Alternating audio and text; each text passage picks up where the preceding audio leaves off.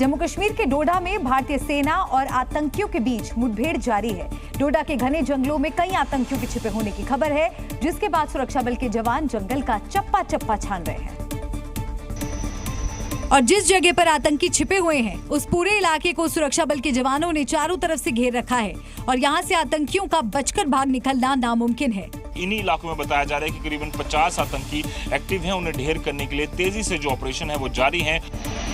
आतंकियों की तलाश में सेना के हेलीकॉप्टरों को लगाया गया है, जो जंगल के ऊपर लगातार चक्कर लगा रहे हैं और अगर जंगल के अंदर कोई भी हलचल दिखती है तो सेना तुरंत एक्शन लेगी।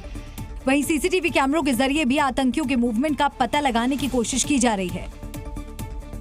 वहीं बीती रात आतंकियों ने एक बार फिर भारतीय सेना पर घात लगाकर हमला किया।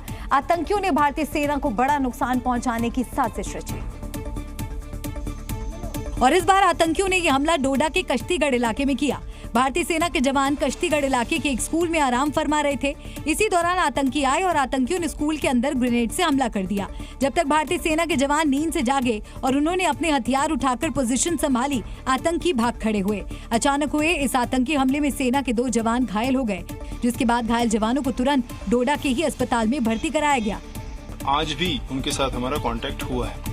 सर्च ऑपरेशन प्रोग्रेस में होने की वजह से अभी मैं आपके साथ सारी डिटेल शेयर नहीं कर सकता हूं। विशेषज्ञों का मानना है कि डोडा में हमलावर विदेशी मूल के आतंकवादी हो सकते हैं। इन आतंकवादियों को जंगल में हमला करने की पूरी ट्रेनिंग दी गई है और सभी आतंकी गुरिल्ला युद्ध करने में माहिर हैं। वहीं पाकिस्तान की खुफिया एजेंसी ISI की नई साजिश का पर्दाफाश हुआ है। भारतीय खुफिया एजेंसी ने खुलासा किया कि पाकिस्तान की ISI जम्मू कश्मीर में 90 के दशक वाले आतंकी प्लान पर काम कर रही है। सूत्रों के मुताबिक 1990 के दौर में जिस तरह से पाकिस्तान ने अफगानिस्तान बॉर्डर और अलग अलग कैंपों से निकालकर अपने खूंखार आतंकी भारत भेजे थे, ठीक वैसे ही पाकिस्तान फिर से भारत में अपने खतरनाक आतंकी भेज रहा है।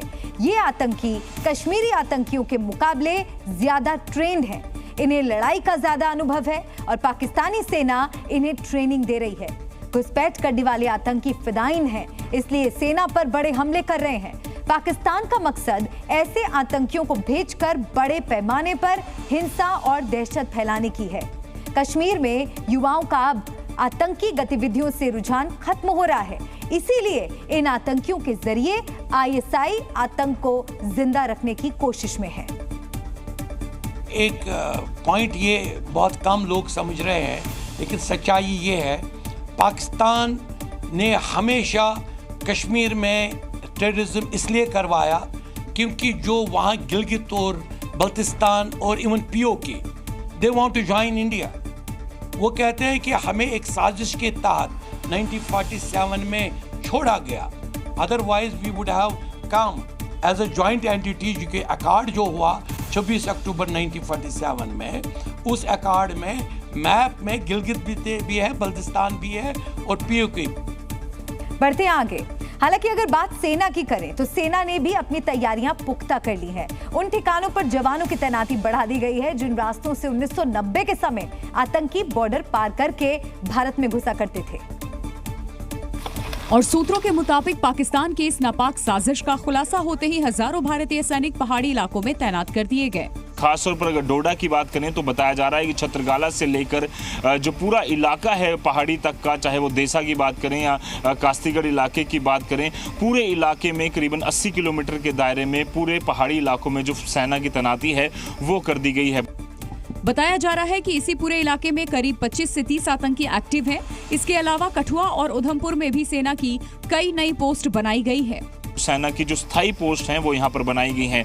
इसके अलावा उधमपुर के बसंतगढ़ और जो उससे साथ जुड़े डुडू के इलाके हैं वहाँ पर भी कई सारी ऐसी पोस्ट को स्थापित किया गया है सेना की, जो लगातार पिछले कई सालों से वहाँ पर नहीं थी।